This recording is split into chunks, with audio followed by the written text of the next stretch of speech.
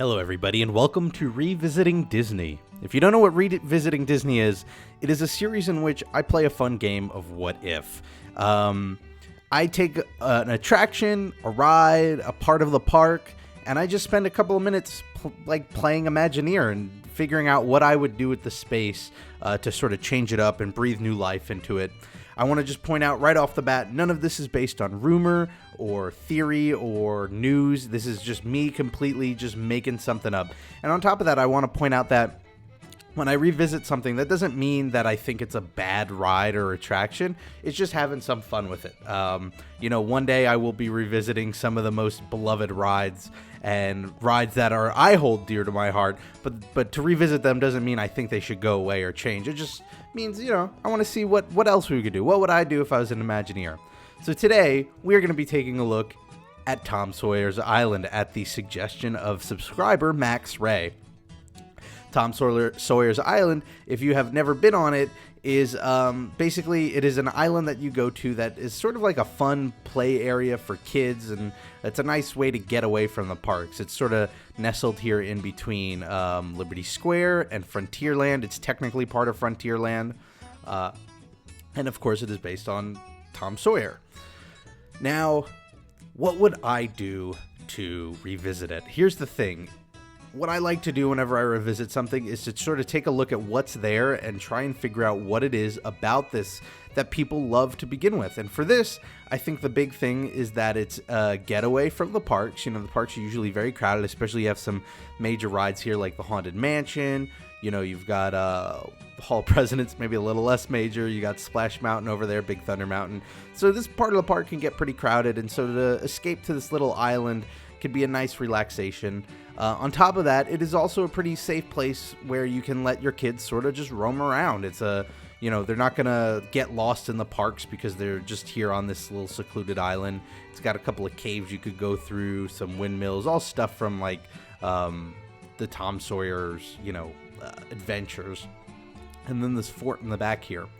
So we want something that still stays a little secluded, that still has that sort of relaxed feel about it, and something that would be safe for kids. I think that sort of anything that goes here would sort of fall into that. I certainly wouldn't propose filling in any of this river. I would like for it to stay an island. But here's what I'm thinking. First, what I would suggest is let's not make it Frontierland. Let's make it a hybrid of Frontierland and Liberty Square. Make it a mix. And then let's make it focus on something that was very dear to Walt's heart, which was miniatures. Walt was very big into miniatures, even before Disneyland was in existence.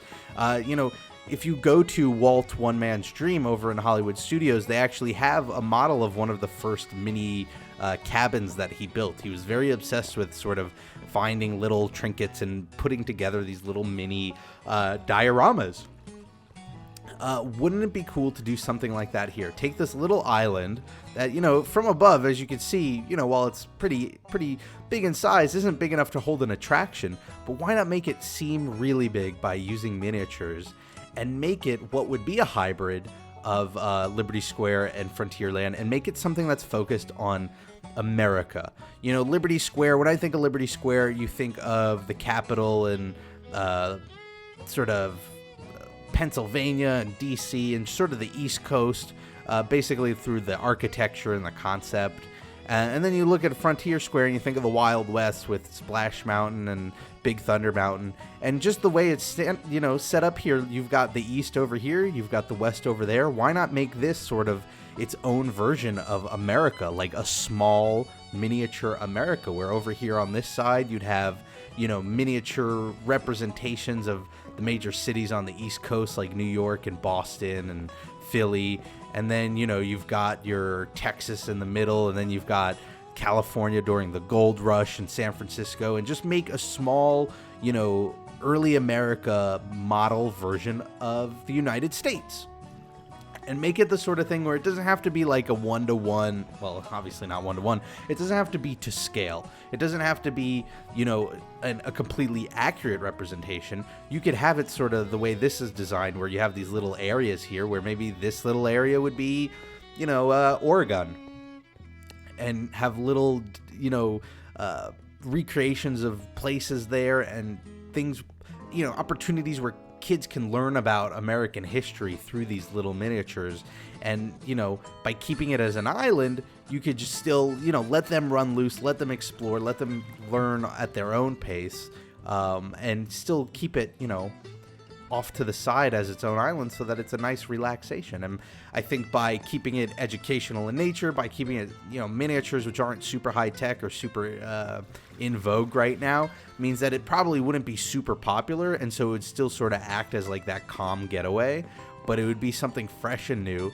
It would tie in with something that Walt really loved so much, which was miniatures. It would fit well within this Liberty Square and Frontierland mix there.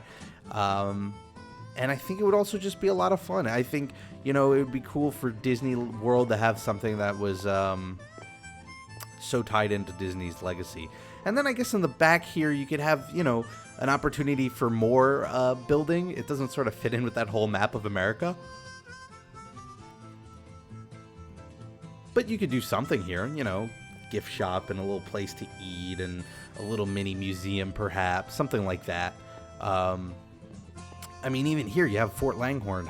It already sort of ties into, the concept of Tom Sawyer's Island already feels like it's partially a throwback to, the way America was perceived in the past. So why not keep going with that, but just sort of mix it up? And I think you'd have a lot of opportunity there to display the incredible abilities of miniature artists, like special effects artists. It's something that you actually see dying in Hollywood today because we use more and more computer graphics. But the idea, the talent required to build a really convincing miniature is immense, and to take some of the best talent that we have in the world and put it there on this little island would be really cool. So that's just what I think we should do with Tom Sawyer's Island.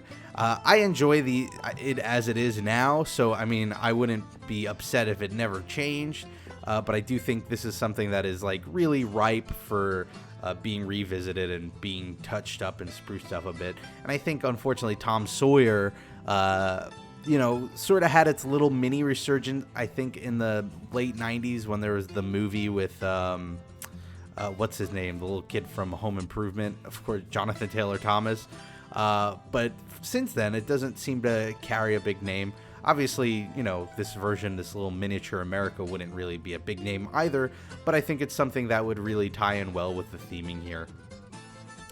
What I would like to hear from you guys is, what do you think of that idea? Is that a good idea? Maybe it's not. Maybe this is your favorite place in the Magic Kingdom and you don't want to see it change one bit. Or maybe you're still a big Tom Sawyer fan, so you actually want to do something else with it. I'd love to hear your ideas. I think some of the most fun is playing What If and sort of playing Imagineer for the day and talking about what we would do with the parks if we were ever in that position. I think that's a lot of fun, and it gets some good discussion going.